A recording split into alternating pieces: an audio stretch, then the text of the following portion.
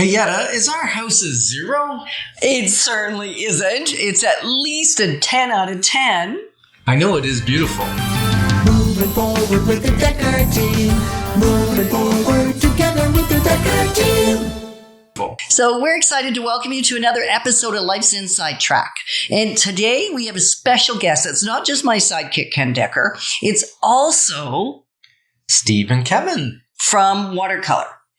And so we're super excited to have them here because this is a topic that we didn't even know that much about. We knew some, but not enough. And so you get to have a sneak peek into understanding this whole concept of net zero. And we're excited because we're going to get to share tips, techniques, thoughts, and tools that we all need. We all deserve. You, I, everyone. So we can turn our house into home, our families thrive, and we live the best life possible. Today, we're going to consider why do we want a net zero home? Like, what is it? And why is it the home of the future? Mm-hmm. So we're going to turn real quick to the experts in the room. Right. So Kevin, I think, has the definition for this. What is a net zero home or a net zero ready home? Well, in the simplest terms, it is a symbol of quality and excellence around the construction, the design, the construction, the testing, and the certification of the home for how it's going to live, how it's going to be livable and comfortable. Okay.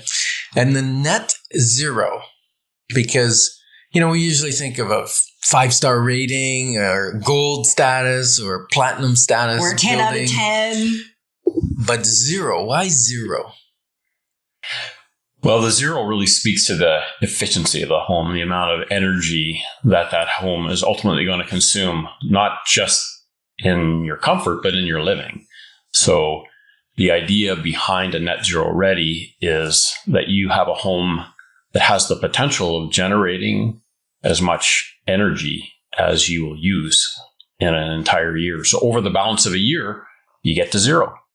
So including not just heating and cooling of the house, but electricity, lights, cooking, watching TV, all of my electrical needs are supplied, or could be, I produce as much electricity with the solar panels as I use for my family in a whole year. 100% correct. Wow. Okay. That's really cool. So why are we heading towards net zero homes?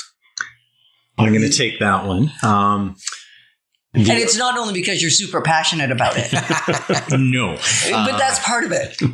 It is part of it. But I'm like most people. Literally 5 years ago, I didn't know anything about this subject. And I was led, I think, to create this unique one-of-a-kind community in Westport, Ontario, where we own some land.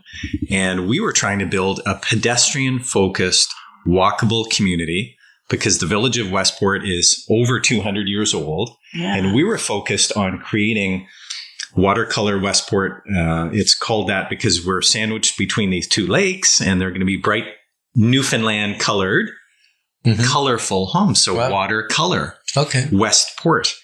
But then when I learned about building net zero ready homes, I got also really excited because, as one of our consultants wrote in 1972, in Popular Science, our American friend Al Trellis wrote, "The electrification of cars and homes is the only thing that is going to save this planet."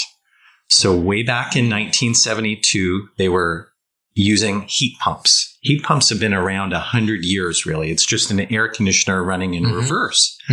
So this idea of getting to net zero, a house that uses zero energy by virtue of all these upgraded, proven technologies, I felt was really important because I believe in the creation mandate that we are to care for the earth. So I think this is a really big deal because you're either going to build a net zero ready home, ready for solar panels, or 99.9% of the new homes being built today are being built obsolete.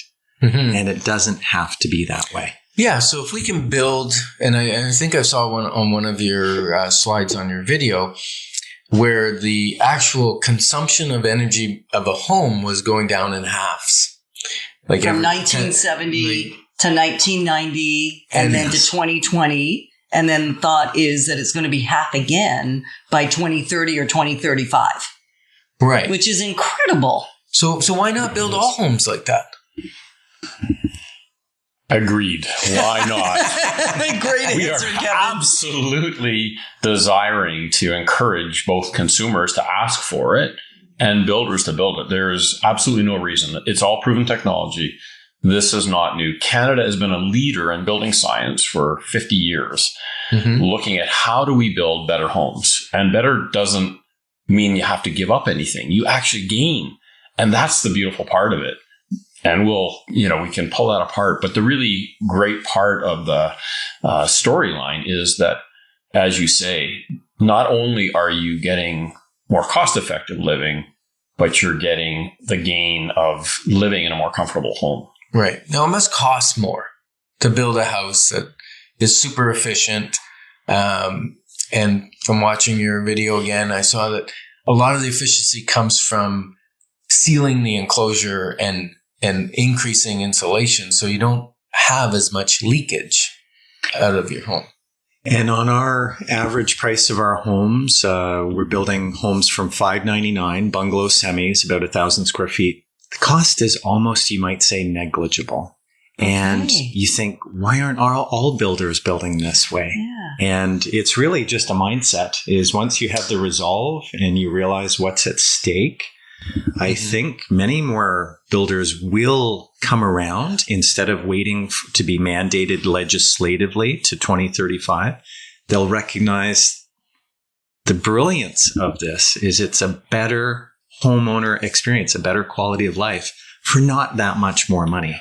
Right. And we just evolved into it on account of we didn't have natural gas. We kind of stumbled and bumbled and fumbled our way into it because we had to have a much better building enclosure anyways. So that's why for us, being on electric heat, or in our case, heat pumps, it wasn't really that much more. Yeah. And so that's a good question, because most people, as we help people buy and sell homes, many times if it has electric heat, people shy away from it. They run for the hills. I want gas heat. And if that's not available, then maybe propane, even though that's a little more expensive. But heat pumps are an interesting thing. Now, I think heat pumps have come a ways, because we had a heat pump in our 3 houses ago, right? Yeah. So what was that? About 1987, we installed a heat pump, and it was horrific. But the bottom line is we also didn't have the enclosure to support the heat pump. And that was an incredible learning I got from watching your video. It's not the heat pump in a conventional house won't really help us that much. I think that's very wise. What's interesting is that technology has advanced so much that an NRCan, Natural Resources Canada, did a study across the country. So all climate zones, all housing types, from existing houses to new houses to net zero ready houses, and said in 2020, even at the energy prices in 2020, which we know have gone up a lot, even in 2020, NRCan said that we'd crossed the tipping point where an electric air source heat pump, so a cold climate air source heat pump, that threshold got crossed in 2020. And that was, as you say, Yetta, it's before we saw the escalation in the fossil fuel prices. Okay. So that's amazing. That's phenomenal. So it used to be that going green used to cost you extra dollars. The question is the future greener for you?